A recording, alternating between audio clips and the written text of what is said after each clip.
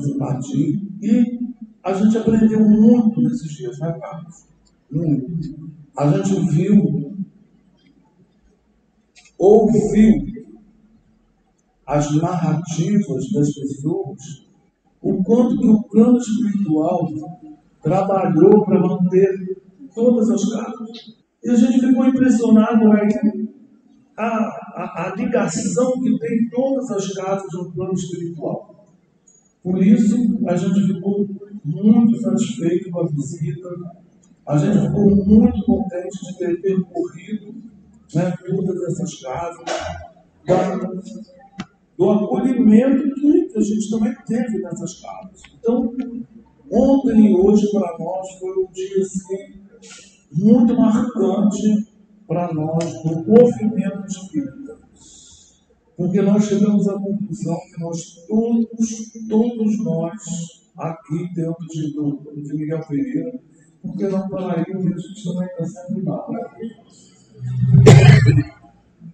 A gente tem uma ligação espiritual muito grande. O Jorge deve estar nos ouvindo aí, né, Jorge? Então nós temos uma ligação muito grande, todas as casas, tá? Todas as casas ela tem ligação.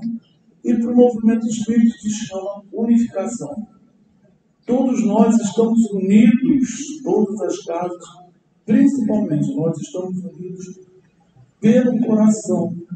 Porque se não fosse pelo coração, né, a gente não tinha sido recebido da forma que nós fomos recebidos, da forma com que a gente presenciou o plano espiritual junto conosco, desde a primeira casa que eles disseram que a gente viu os nossos companheiros dizendo que estariam conosco durante todo esse percurso. Então, durante todo esse trajeto que nós fizemos nas casas espíritas, eles estavam conosco. Né? E hoje, né, no encerramento, a gente teve lá a presença de Elis Vasconcelos e o Leopoldo Machado. O nosso querido Fred falou lá na prece, mas ele não sabe. Você sentiu a presença? Eu falei assim, muita coincidência, a gente sentiu a presença e ele na prece, ele narrar a presença dessas duas entidades muito importante para o nosso movimento espírita do Estado do Rio de Janeiro, se não do Machado, da nossa fé, da nossa federativa. Então, a gente está aqui com o pessoal da maior parte das casas que nos receberam. A gente quer agradecer todo o carinho que nós tivemos, né, Carlos? Todo o carinho que nós tivemos em cada casa que a gente esteve, desde o dia de manhã. E a gente pede a Deus que a gente continue nessa questão, porque há muitos anos, quando eu conheci o Espiritismo, muita gente dizia assim, você é desta casa, você não tem que estar indo para outra casa. Você não tem que estar indo para o Rio, para a Federativa, você não tem responsabilidade aqui. E hoje, a gente vê que todos nós estamos pela causa espírita. Estamos na casa que a gente trabalha, mas o importante é a gente estar na causa. Porque todas as casas que nós tivemos, todos são nossos amigos. Todos são nossos amigos queridos, todos estão nos nossos corações. E foi tão importante cada abraço que a gente recebeu, cada abraço que a gente deu. Então isso foi muito, nós estamos assim, energizados de ter visitado a casa de muitos de vocês, todas essas casas, estamos energizados. Em nome do Joana d'Arc, sejam todos bem-vindos, né? Nessa noite, aonde o Joana d'Arc completa amanhã, né? 101 anos. Nós estamos terminando um período de 100 anos, passando por um período de 101 anos. Muita história nós ouvimos hoje e ontem, muitas histórias, muitos personagens que a gente não conhecia, que a gente ficou conhecendo, que a gente ficou sabendo, e que a gente tem certeza de que eles estão conosco. Eles continuam conosco. A gente até pode ser que algum desses tenham 101 anos, já esteja reencarnado, já esteja ali, né, em alguma direção de casa de novo. Mas, pelo menos os últimos, a gente sentiu a presença hoje. Você quer falar alguma coisa? Só a gente podia fazer a leitura, se você chegar atrasado, a gente, né, você vai fazer a leitura. Com isso, queridos, nós tivemos a grata satisfação, a gente sabe que não existe o acaso, né? E o Jorge Larra, esse que vocês estão vendo aí, esse amigo querido do Movimento Espírita, fez uma visita a Miguel Pereira a trabalho e tivemos a honra de recebê-lo também aqui no nosso Movimento Espírita. E como o Vanderlei falou, nós estamos falando hoje de um ambiente de amizade, de amigos, e ele se propôs, né? Eu o convidei e falei assim, então, Jorge, olha, nós vamos fazer a quinzena, a caravana da quinzena espírita, e você, como o mais novo companheiro do movimento da nossa região, vai nos brindar com a sua palavra. E ele está aqui, tá? Vanderlei agora vai fazer a leitura da página, a prece. A Darcy, a gente não queria falar o nome da Darcy, que a gente queria fazer uma surpresa para o Jorge, que o Jorge também teve a oportunidade de estar com ela, mas ela está chegando já já, o pessoal do CERJ, tá? Ela, a Ângela Belu, estão aqui, tiveram esses 2 dias fazendo todas essas visitas com a gente. Então, continuemos nesse clima de amor e de irmandade. A gente está aqui também na... ela pode ir para cá, Darcy.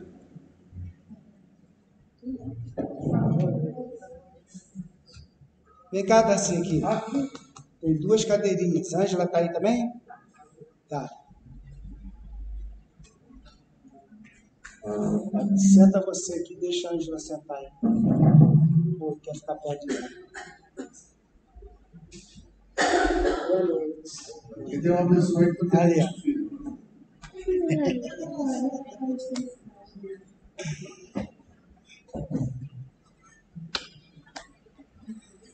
Essa levantou.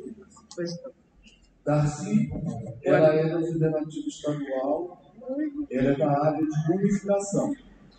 Então, o que ela veio fazer aqui é visitar as casas e ver, né, se nós estamos unidos ou não. Mas chegamos à conclusão de que nós estamos pela causa, né? Estamos de fato de direito. De fato e de direito. Isso mesmo. A nossa Ângela Belu está ali porque ela está chegando. Mas eu ajudo ela a hora dela. E o nosso querido Zé Jorge, que é de outro seu, não é o nosso 21º, é lá na casa de Caminho da Luz, lá do Venério. 22º seu do Venério. Então ele está aqui conosco. Tá bom. Lá é Lentilhas, Marial, Paraíba do Sul, 3 Rios. Abrange o 22º seu, que já expliquei para vocês, que é Conselho Espírita de Unificação. E o CERJ é Conselho Espírita do Estado do Rio de Janeiro. A Darcy é da área de unificação. Lá é o colegial, não tem presidente como a gente tem aqui, não. Tá? Bom, a gente já abriu uma página na cara aqui, que ela é muito importante, chama-se Saúde. É do livro do Jair Hilário Carlos Café, meu irmão José. A saúde é também um estado de alma. Os pensamentos negativos envenenam as células e comprometem o funcionamento dos órgãos. Cuidar do corpo não é somente exercitá-lo. O cérebro é o dínamo gerador de energias. Quem cede espaço mental para a imaginação doentia acaba no desequilíbrio. Toda drama infeliz se articula em silêncio. Se queres estar sempre bem fisicamente, saneie os teus pensamentos, arege tuas ideias e não confundes os teus sentimentos. Não percas tempo por discussões e polêmicas. Sobretudo, não te permitas mais de uma hora ociosa por dia. Nós vamos pedir da Senhora Prece para nós.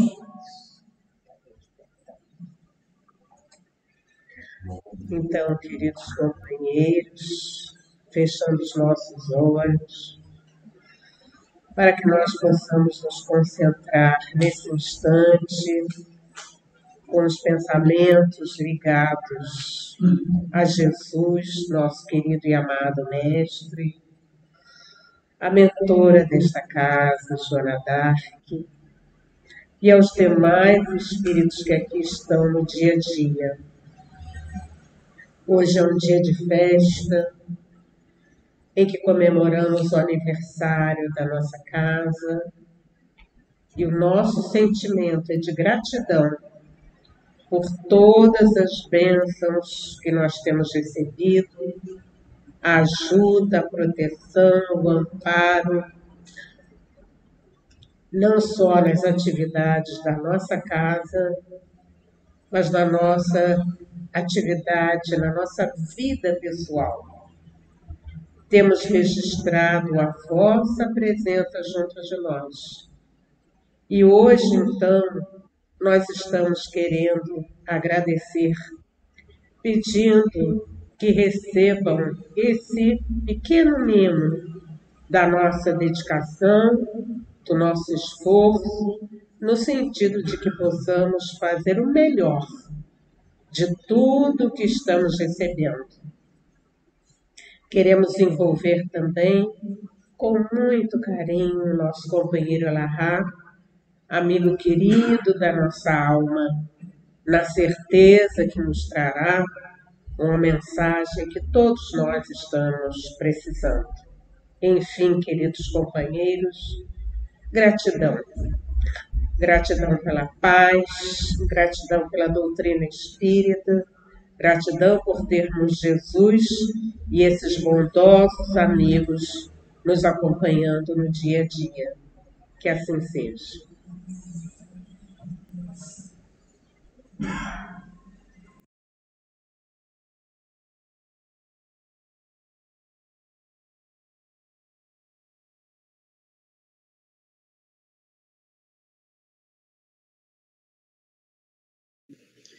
Muito obrigado, Carlos.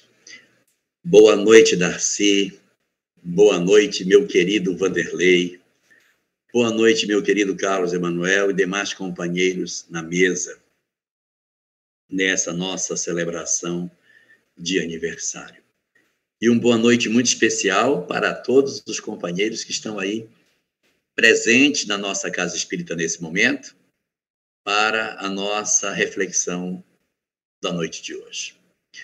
Hoje eu queria conversar conosco sobre a nossa vida, sobre algumas dificuldades que às vezes nós enfrentamos e que nós precisamos, de maneira mais clara, perceber a possibilidade que a doutrina espírita nos oferece de revermos as nossas histórias por um ângulo diferente. Sabe por quê? Nenhum de nós, mas nenhum de nós mesmo, está na Terra sem uma circunstância de exercício de virtudes que precise desenvolver.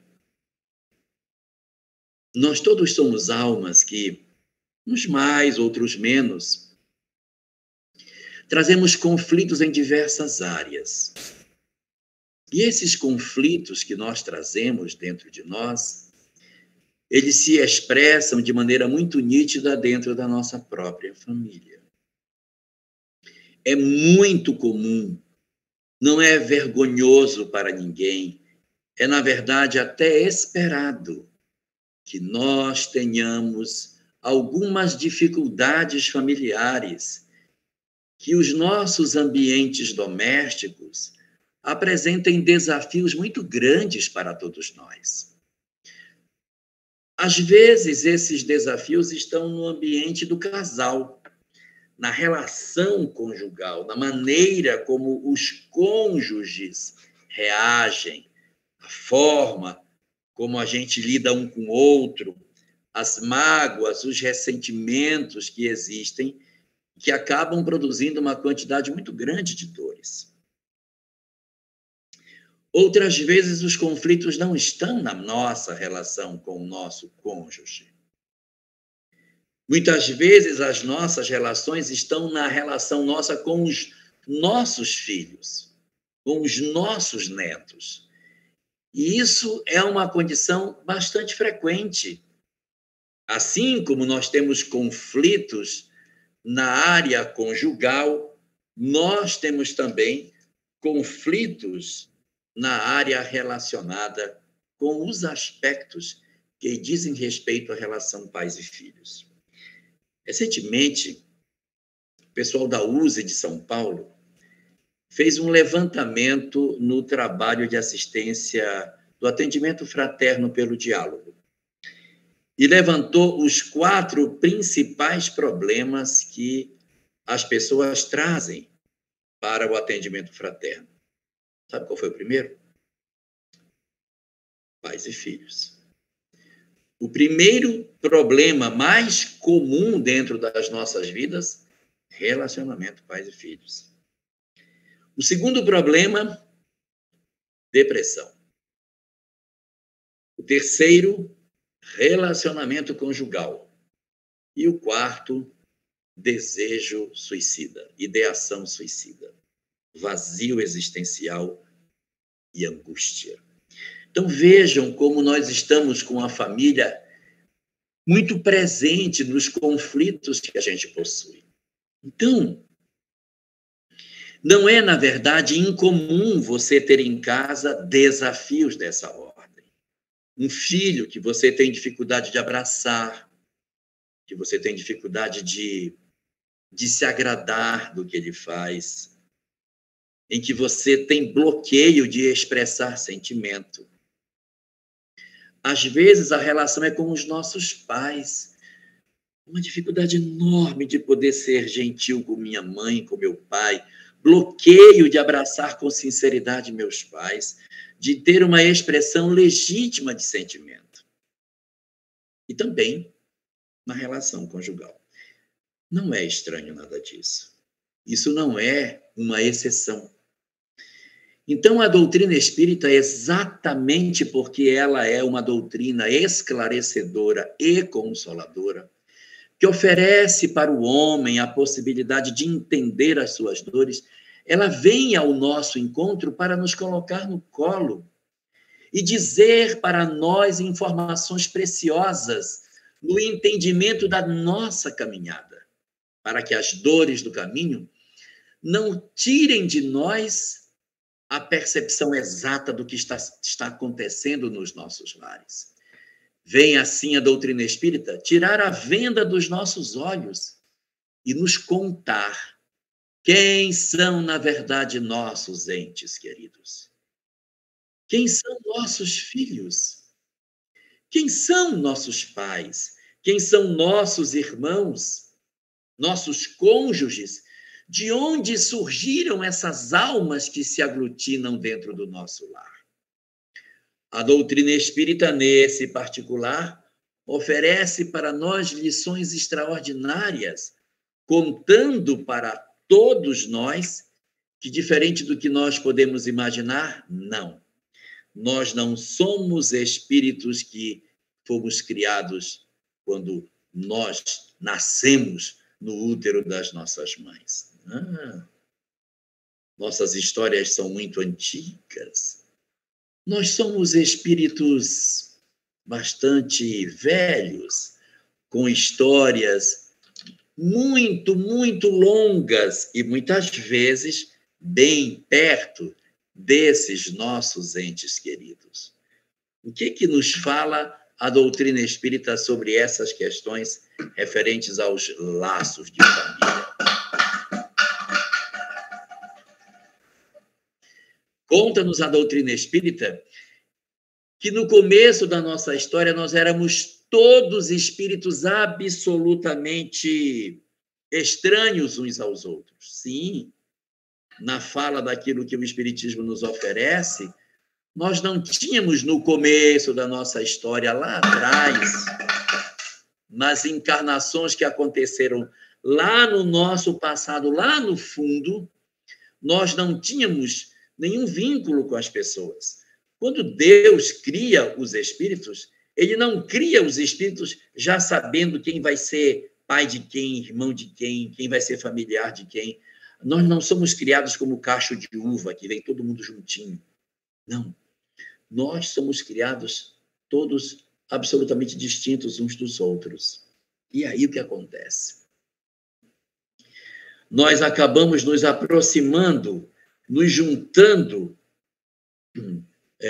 dentro das famílias por uma circunstância que a doutrina espírita diz que é uma circunstância intitulada natureza das provas. O que é isso? Nós nos juntamos pela prova que a gente vai passar. Eu preciso viver num lugar que vai ficar à beira de um rio, onde vai ter uma roça para a gente plantar, vai ter um rio para a gente pescar, tirar o nosso peixinho. Então, essas informações todas, elas justificam que, você vai ficar nessa roça? Você também. Então, a natureza da prova junta. Nós vamos passar por provas semelhantes. Então, a natureza da prova pode juntar os espíritos. Então, o primeiro tipo, o Vanderlei não vai gostar porque é cariogênico, mas é uma jujuba, Vanderlei. O primeiro tipo de laço de família que existe são os laços de família relacionados com a natureza das provas. São os laços que o espírito não se conhece, não se conhece. Não sei quem é ele. Nós estamos nos encontrando pela primeira vez. Esse tipo de laço, ele é muito comum no início da evolução. Quanto mais no comecinho do nosso processo evolutivo, maior a probabilidade de que as nossas famílias tenham dentro delas elementos que nos sejam estranhos do passado. Então, almas que estão começando a sua evolução têm mais chance de ter, dentro da sua estrutura familiar, espíritos estranhos. Nunca convivi com esse espírito em outra encarnação. Nunca convivi com ele. É um espírito estranho para mim. Exatamente por conta dessa circunstância, então, nós vamos perceber que, no fundo das nossas histórias de vida, nós temos relacionamentos que não compunham com o nosso passado. Não eram histórias que estavam relacionadas com o nosso ontem. Eu me encontrei com esse espírito e a gente começou uma história. Espíritos já mais velhos têm menos chance de ter esse tipo de relacionamento. Agora, quando nós temos uma circunstância onde as nossas vidas possuem já uma história, a gente já andou, já esteve com várias encarnações, com várias oportunidades de crescimento, então, o que vai acontecer conosco? Nós vamos ter uma menor possibilidade de ter uma natureza das provas, mas não é impossível. No livro O Drama da Bretanha, escrito por Charles, através da psicografia de Ivone Pereira, lá nós temos um personagem chamado André, que já é uma alma bem experimentada, mas renasce numa família de espíritos estranhos para aprender exatamente a dinâmica da vida em família, porque ela sempre enganava os pais, então ela vai para uma família estranha para dar uma travada nela. Só o irmão Victor é que realmente pertence ao passado dela. Então, a gente entra na vida como natureza das provas. No nosso lar, que a gente vive hoje, é possível ter alguns espíritos que realmente sejam estranhos para nós. Mas essa probabilidade é pequena diante das outras duas, que são muito mais fortes quando nós já temos uma caminhada. Quais são as outras duas circunstâncias? As outras duas circunstâncias são o resultado dessa relação, que é um sinal amarelo. O que é esse sinal amarelo? A atenção é um sinal de atenção. Então, nós podemos, na relação com esse indivíduo, desenvolver aversão a ele. Nossa, eu tenho uma antipatia, não gosto, não quero ficar junto, me incomoda. E isso pode desenvolver ódio, mágoa. Não precisa ser parente.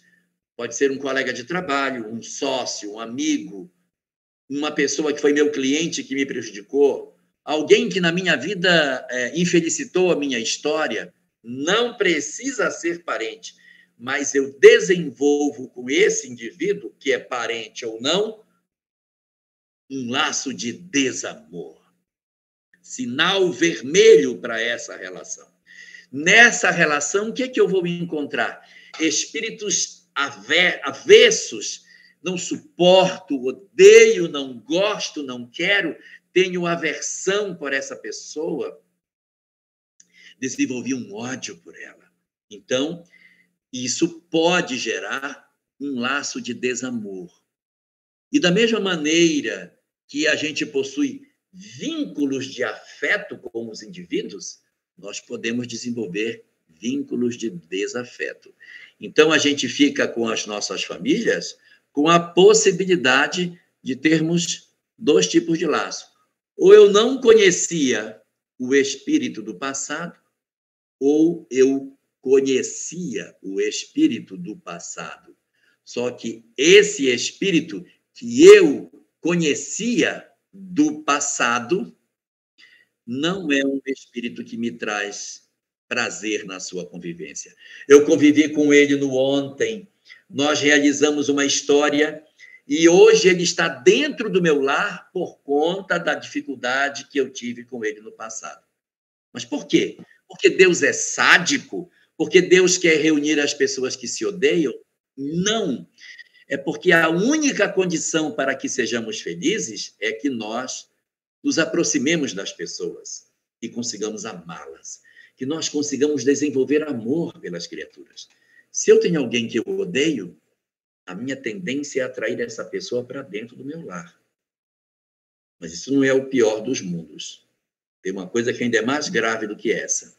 Uma coisa é você trazer o seu inimigo para nascer dentro da sua família na encarnação seguinte.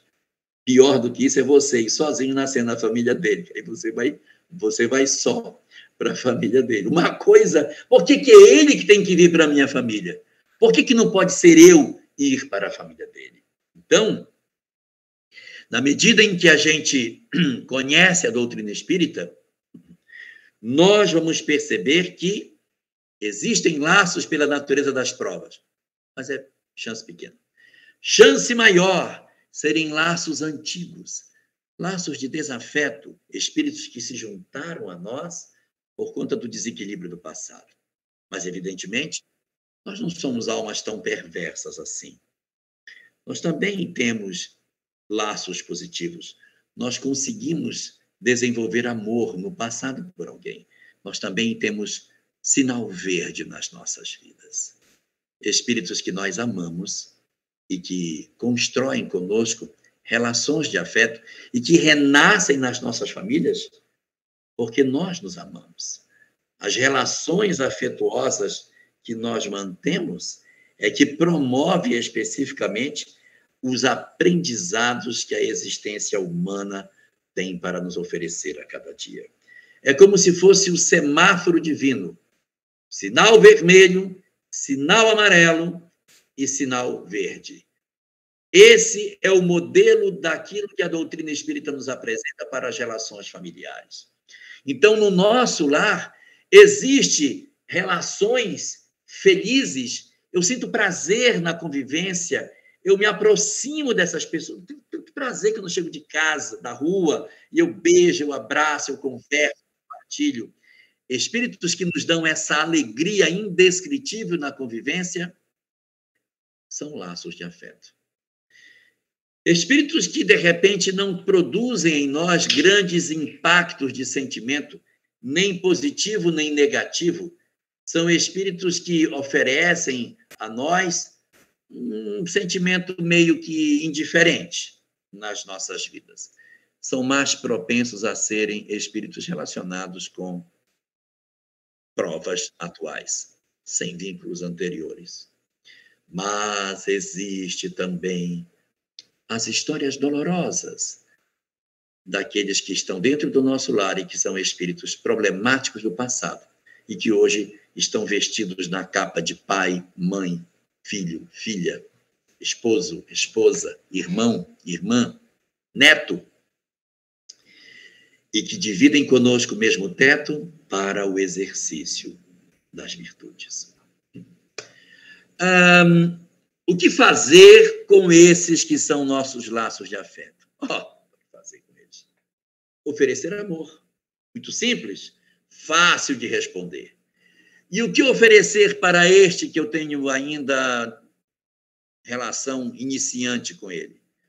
Olha, se eu entregar para ele desamor, mágoa, ressentimento, vingança, eu vou construir um laço de desamor e depois vai dar trabalho para resolver. Então, para esse que ainda é um laço novo, melhor é oferecer amor a ele para que encurte o nosso caminho para a felicidade. Mas e este, que é mais difícil?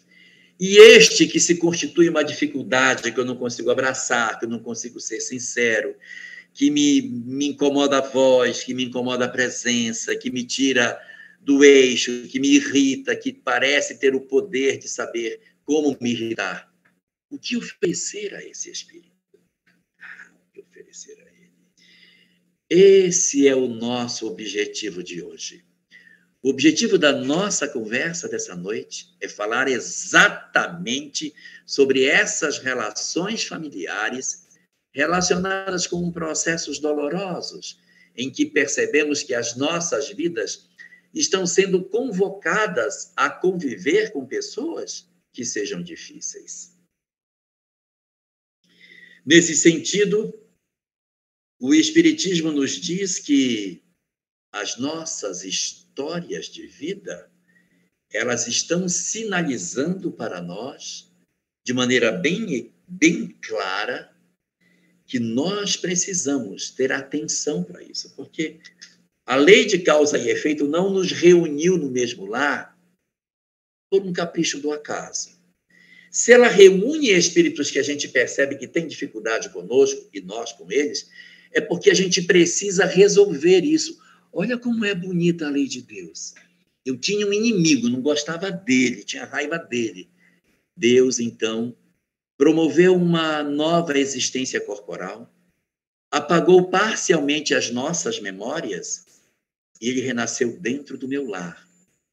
E eu agora o chamo de meu irmão. E quando eu era criança, minha mãe dizia, meu filho é teu irmão.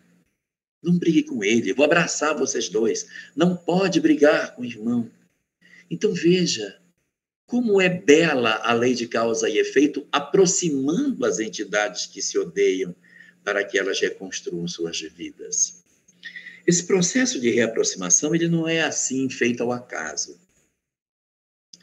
Antes de renascer, os espíritos precisam aceitar a perspectiva do reencontro.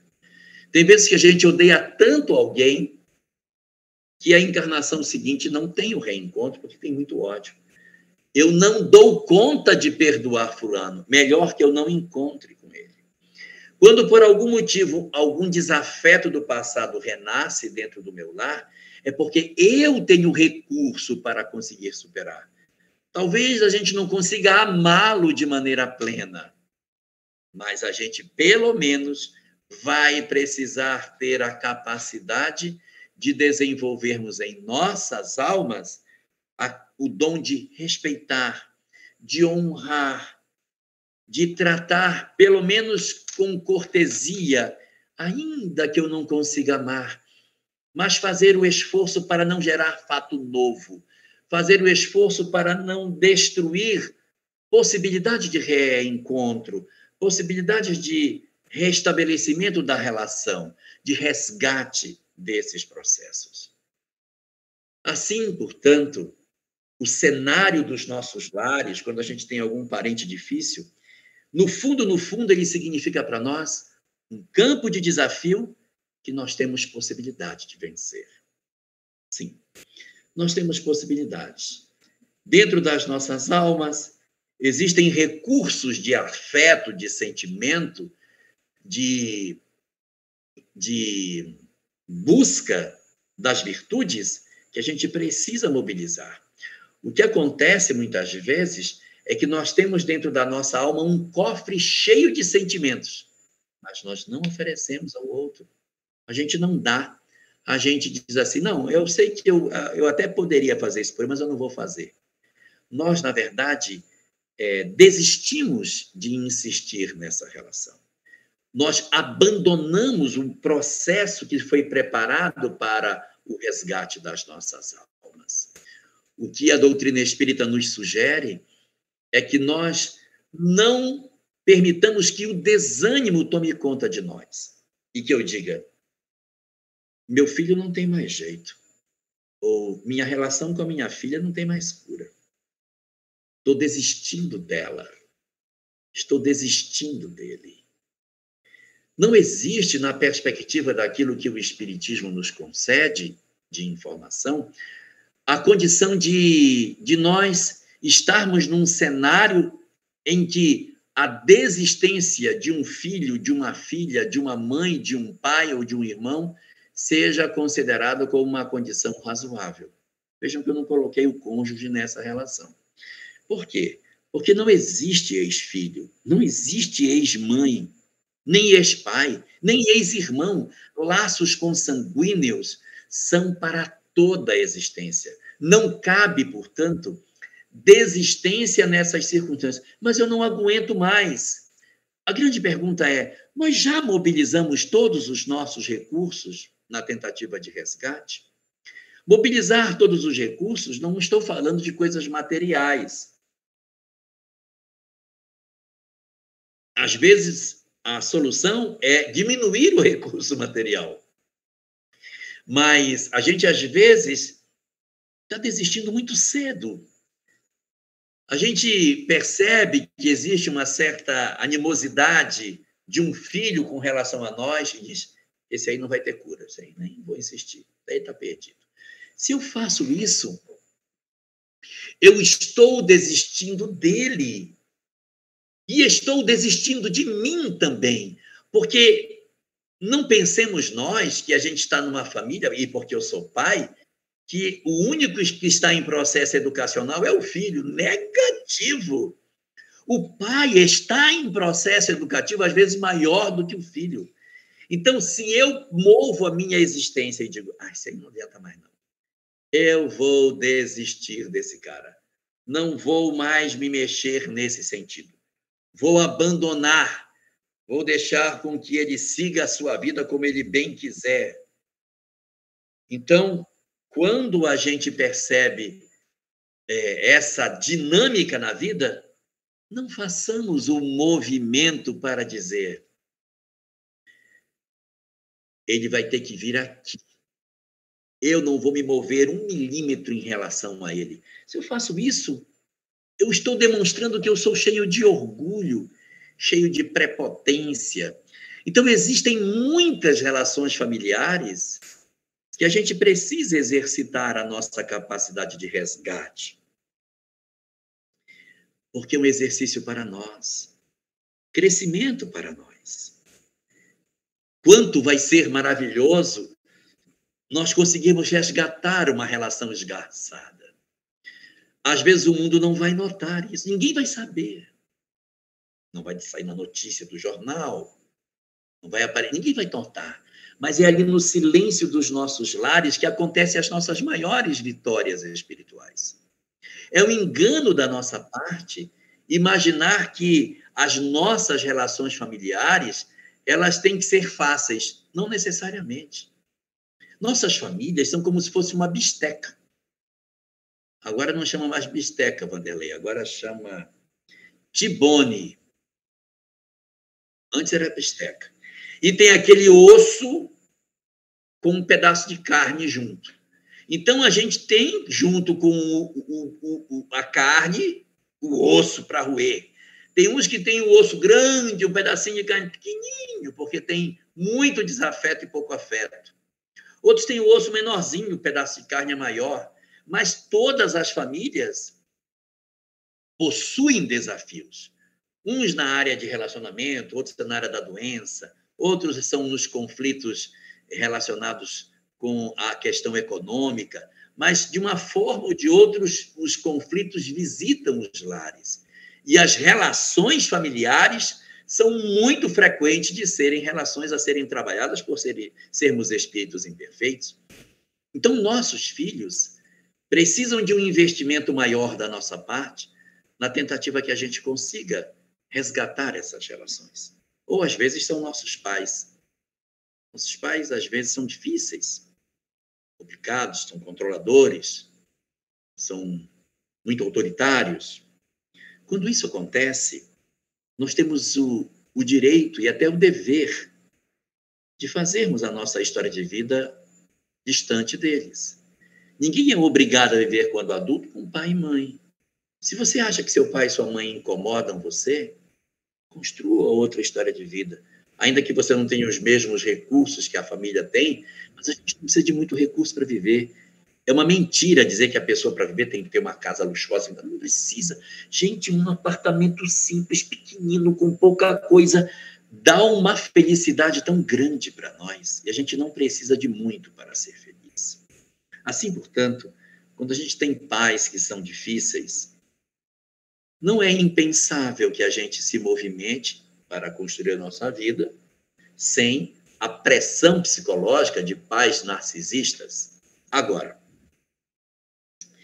isso quando os pais ainda são jovens.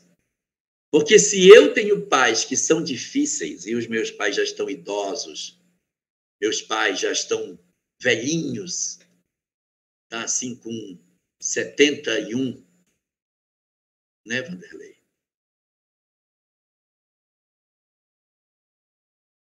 Meus pais já estão velhinhos. Agora, minha esposa, por exemplo, nesse momento está em Belém com a minha sogra. Minha sogra está muito doente, muito debilitada, com 86 anos, muito fragilizada.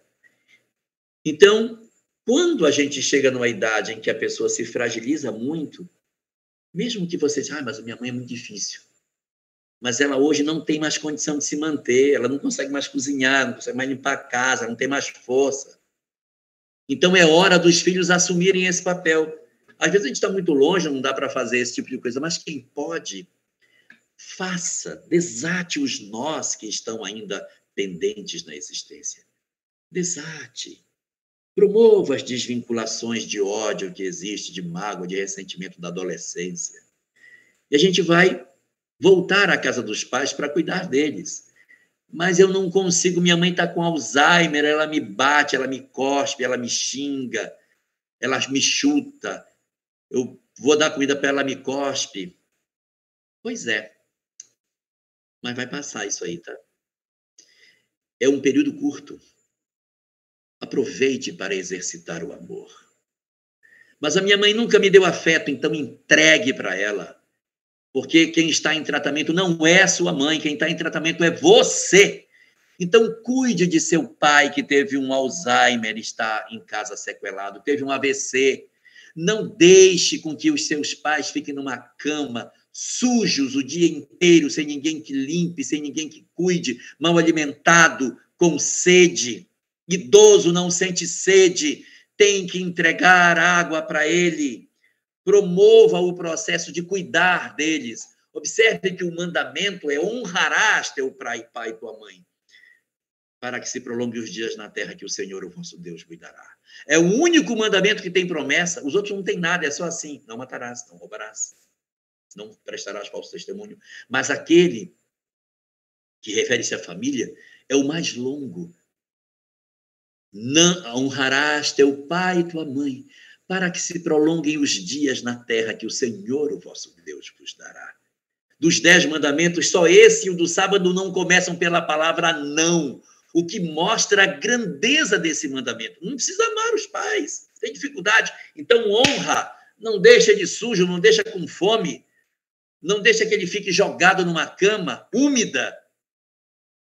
Troque, cuide. Demonstre sua filialidade. Então, mesmo que eles sejam difíceis, quando chega na velhice, a gente tem que mudar a nossa maneira de perceber as coisas. E ser capaz de dizer assim, mamãe, hoje você tá que tá, hein? Tá reclamando desde cedo. Agora me conte uma coisa boa, fale uma coisa boa aí para mim, que você já falou um monte de coisa ruim, já reclamou de todo mundo, reclamou da fulana, reclamou dele, reclamou de todos. Agora conte uma coisa boa aí, vamos lá. Vamos exercitar a paciência, exercitar essa convivência e saber que o tempo está quase findo.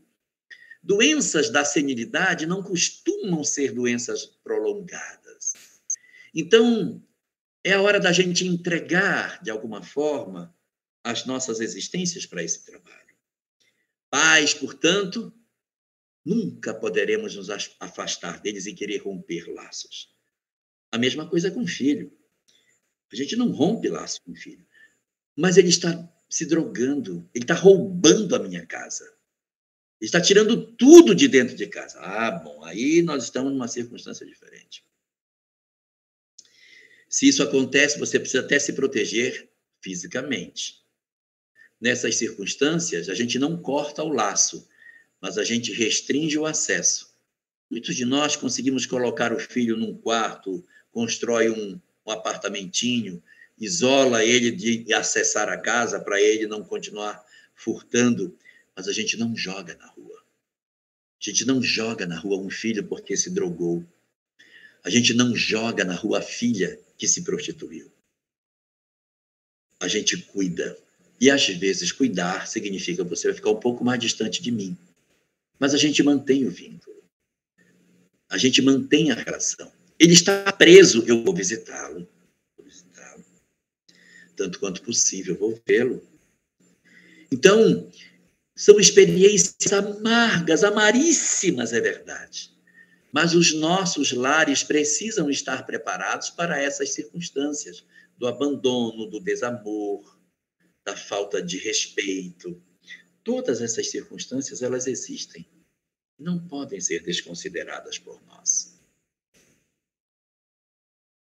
Coisa semelhante acontece na relação conjugal. Só que relação conjugal não é laço consanguíneo. A doutrina espírita nos recomenda que a gente faça todo o esforço para manter a relação. Que a gente invista tudo que possa para que essa relação prossiga. Mas, diferentemente de pai, de filho, de irmão, marido a gente pode ter como ex. Esposa pode ser ex. Só que o primeiro movimento que a gente precisa fazer é o do resgate da relação. A doutrina espírita nos sinaliza que a gente precisa fazer o esforço que a gente puder para manter o equilíbrio conjugal. Fazer o esforço para que a nossa relação familiar consiga ter uma estabilidade maior. Conversa, dialoga, pede perdão, ajuda a pessoa, sai de férias, diminui a carga de trabalho, seja mais parceiro, invista nela. A gente faz o que a gente pode. Investe na relação que puder. E aí, no livro da Esperança, no capítulo 76, tem uma mensagem chamada Uniões de Prova, que diz assim: quando você pensar em sair de uma relação, primeiro pense se você já fez tudo o que você deveria ter feito por ela. Se você já investiu tudo que deveria investir. Porque essa nossa desistência no meio, é como diz Joana de Ângeles, é uma espécie de desfalecimento na luta. Não aguento mais, vou desfalecer. Então, às vezes, esse desânimo que está nos tomando não demonstra que realmente a gente já investiu tudo que poderia. O exercício da virtude precisa ser buscado. E a gente precisa, muitas vezes, reconhecer nas nossas relações familiares, com pai, com mãe, com filho, com esposo, com todo mundo, a necessidade, muitas vezes, da renúncia, do sacrifício, para a nossa condição de crescimento espiritual. Esse é o objetivo. O foco, na verdade, é lutar sem desfalecer. É lutar insistindo na possibilidade de que a gente consiga resgatar a relação. Nós sabemos dos processos obsessivos, das vinculações de entidades perversas que, às vezes, se aproximam do nosso lar, tentando, de certa maneira, desconstruir as relações, tentando corroer as relações familiares. Então, nós precisamos estar atentos para que as nossas relações conjugais consigam alcançar esse objetivo. Mas a doutrina espírita não diz que os laços são indissolúveis. Não. No livro Na Era do Espírito, Emmanuel diz: ninguém pode aceitar a criminalidade em nome do amor. Se na circunstância do nosso relacionamento já não existe mais respeito, já existe agressão, violência, as pessoas perderam completamente o limite dos seus atos, é razoável pensar na reconstrução das nossas próprias vidas, independente da necessidade de conviver. No Livro dos Espíritos, na questão 940, que fala sobre uniões antipáticas, os Espíritos dizem a Kardec: quem foi que vos obrigou a conviver com pessoas que lhes sejam antipáticas? Foram as vossas leis, os vossos interesses materiais que criaram isso, não a lei de Deus. Então, nós vamos perceber que esse processo nosso de convivência nas condições de relações conjugais, elas precisam de um investimento de amor, de renúncia, de busca de perdão, mas limitados ao processo do crime. Se a gente percebe que há o risco de uma violência maior, que a gente promova o considerado mal menor, que seria a retirada nossa para uma retomada do nosso crescimento espiritual mais adiante. Nós temos que considerar, dentro dessa perspectiva, que a primeira hipótese para trabalhar é o resgate da relação. Se após investido todas as minhas potencialidades, todos os meus recursos, isso ainda persevera, é porque, na verdade, eu não estou mais tendo recursos. Eu entreguei tudo que eu podia, entregou tudo e não conseguiu, então, realmente, pode ser a hora da gente se retirar. Mas antes, consulte a consciência para saber se fez tudo o que podia. Isso em relações conjugais. Com relações com filhos, no máximo que a gente faz é promover um afastamento sem quebra de vínculo, sem desconstruir o sentimento de amor. Por quê? Porque no livro O Evangelho segundo o Espiritismo, no capítulo 13, no item 19, no penúltimo parágrafo dessa mensagem, chamada Benefícios Pagos com a Ingratidão, que vai discutir exatamente isso: eu faço e o outro não me dá, eu faço, o outro não me entrega, eu faço, o outro não reconhece, eu faço, o outro debocha. Kardec faz essa pergunta: se vale a pena continuar recebendo ingratidão? A resposta é longa, tem um pedacinho que diz assim: os benefícios acabam por abrandar os mais empedernidos corações. Então, os corações são duros, mas eu invisto, eu posso mudar um coração. Se eu desisto, eu desencorajo a pessoa a mudar. Então, dizem os espíritos que os benefícios podem ser esquecidos nesse mundo. Mas quando o espírito que recebeu o benefício se desembaraçar do seu envoltório carnal, ele se lembrará do benefício que recebeu. E isso será para ele motivo de castigo. Remorso, arrependimento, porque não aproveitou, porque teve pais amorosos que não soube valorizar, a perda da concessão das oportunidades que a vida lhe concedeu, o sentimento de fracasso. Mas se nós abandonarmos essa pessoa, que sentimento ela vai ter? Ela vai dizer: a minha mãe mesmo me abandonou, por isso que eu sou assim. Mas se nós não abandonarmos, que justificativa esse espírito terá para dizer que ele não deu certo na vida? Então, o nosso papel como pai, como mãe, é semear, não é colher. Nós não estamos nesta existência para colher frutos, mas para semear perspectivas novas dos nossos filhos. E diz ainda a mensagem que esse espírito, ao perceber as oportunidades perdidas, lamentará a sua ingratidão e vai desejar reparar a sua falta em uma outra existência, de maneira que ele consiga compensar aquilo que ele recebeu e que não soube devolver. Olha como nós somos mola propulsora do progresso dos outros. Olha como você pode impulsionar o progresso se não desistir. Mas se você desiste, ele se conforma, ele para no meio do caminho dizendo, isso mesmo, é isso mesmo. Então, para que isso não aconteça, nós temos que perseverar no propósito de transformação. E esta mensagem termina dizendo assim, sem o suspeitardes, tereis contribuído para o adiantamento moral e vireis a reconhecer a exatidão desta máxima. O benefício nunca se perde. Sim, se nós não desistirmos, mobilizarmos o tesouro de sentimentos que tem dentro de nós, conseguiremos feitos extraordinários, mesmo que sejamos pessoas simples, que de repente não tivemos acesso ao estudo, não tivemos títulos nenhum, vivemos de maneira muito singela no nosso lar, mas isso não nos impede de amar e não nos impede de acreditar na possibilidade de resgatarmos as pessoas que nos foram confiadas. E dentro desse propósito, quando a vida nos conclamar a esse tipo de exercício, não esqueçamos, não estamos nessa jornada à toa.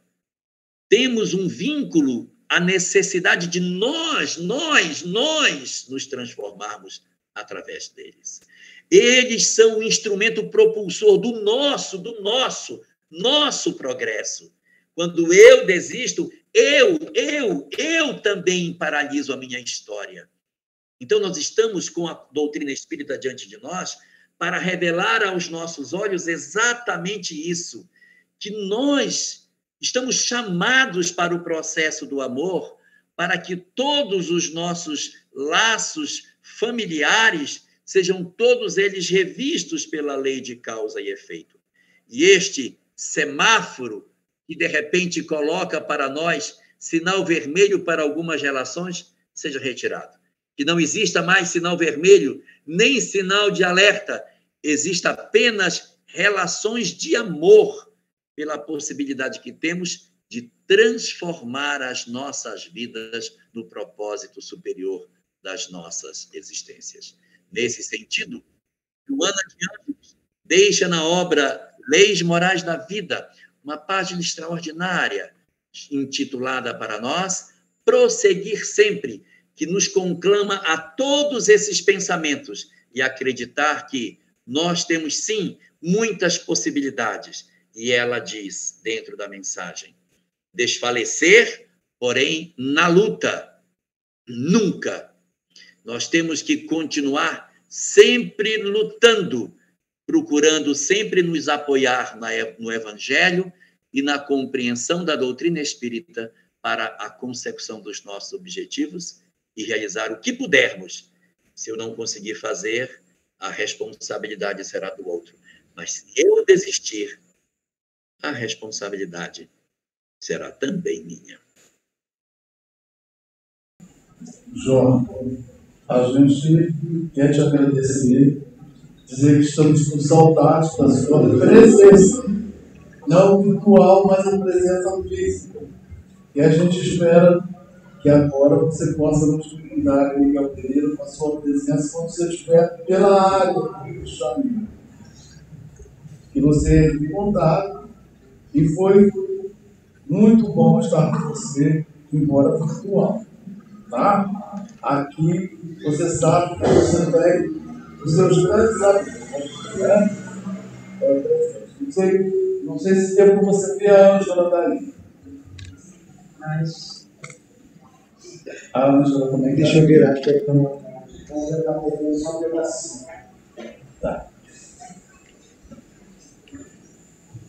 Ali está a Ângela. Deu para perceber?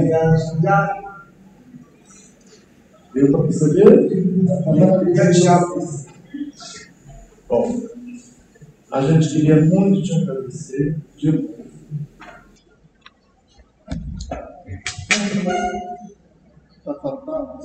Boa noite.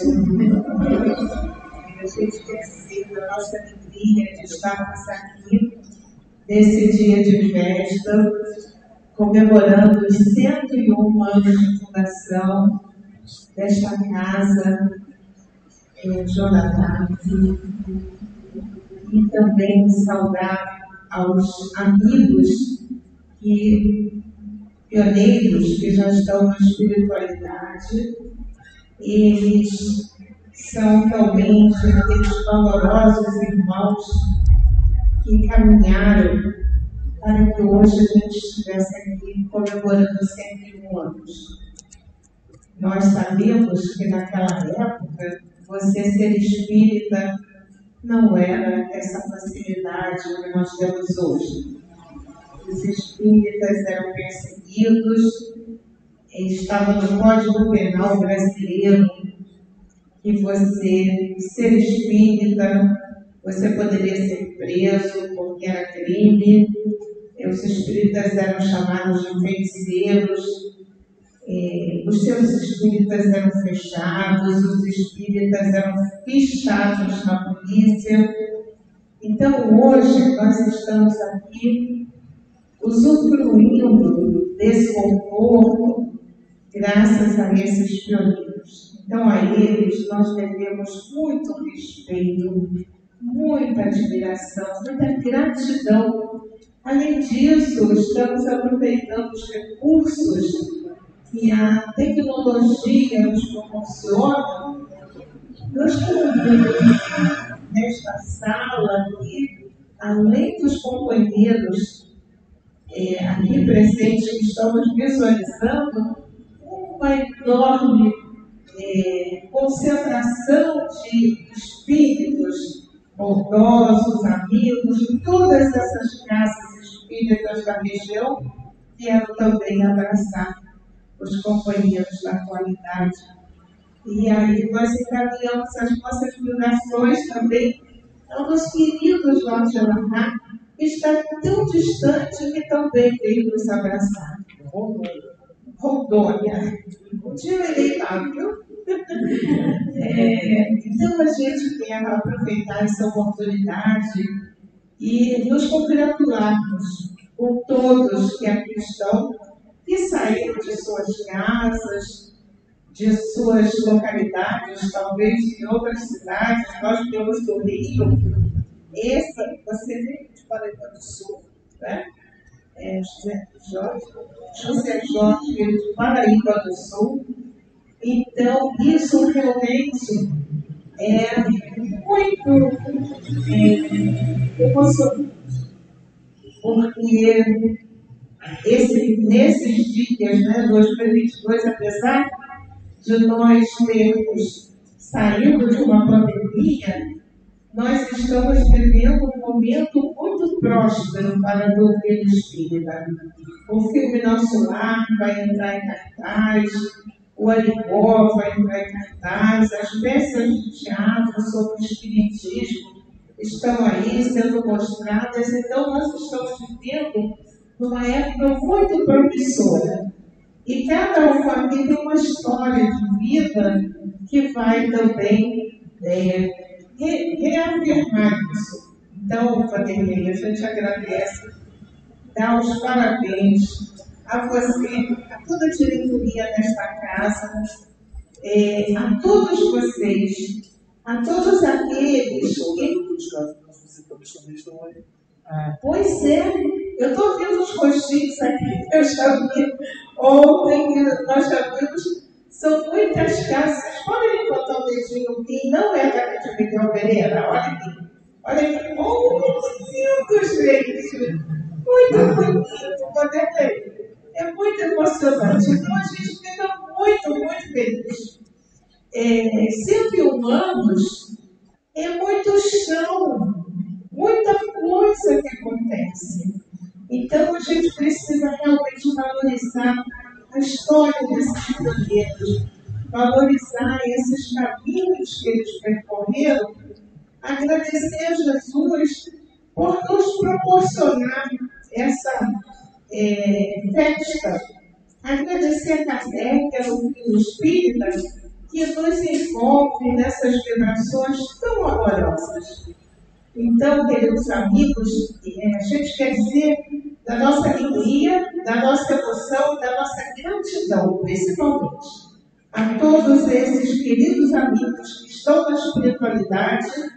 Quero dizer da nossa alegria, nós estamos, Darcy, E eu, e Vanderlei, Carlos e Carlos Tenório, visitando as cidades, visitando os centros espíritas, fazendo essa caravana Lins e Leopoldo Machado, Lins Vasconcelos e Leopoldo Machado, em nome do CERJ, para abraçá-los. E não tem maior prêmio depois dessa pandemia do que um abraço, não é verdade? Nada substitui um abraço presencial, porque os abraços virtuais a gente já deu muitos beijos também. Mas nós nos abraçarmos de verdade é algo maravilhoso. Então, saudamos, agradecemos e deixamos o nosso carinho a cada um de vocês e a nossa gratidão por estarmos todos aqui nesta noite comemorando os 101 anos de fundação do Centro Espírita Joana d'Arc. Centro Espírita? Centro, né? Agora fiquei no Centro Espírita Joana d'Arc. Tá bom? Muito obrigada, muita paz para todos. Obrigada. Jorge, querido, você deve estar com a sua agenda aí, eu não sei se você ainda tem outro estudo hoje, né? Então a gente está querendo te agradecer carinhosamente você ter atendido esse convite, né? Esse amigo querido do nosso movimento. O Vanderlei já fez o convite, né? Agora a gente só vai aguardar que a espiritualidade te traga novamente a Miguel Pereira. Tá bom? Obrigado, querido, por tudo. Jesus nos abençoe, te abençoe, nossos lares, nossas famílias, nesse espírito desse encontro dessa noite, tá? Jesus te abençoe, querido. Muito obrigado pela oportunidade. Quero deixar o meu boa noite para todos, meus votos de feliz aniversário para a nossa instituição e felicidade para todos os companheiros que estão aí na nossa plateia, os que estão na mesa, e que a gente, diante da doutrina espírita, assuma os compromissos do nosso lar e digamos de maneira legítima para todos os nossos familiares: eu aceito você do jeito que você é. Você não precisa ser perfeito para merecer o meu amor. Bom, uma boa noite, então, para todos nós.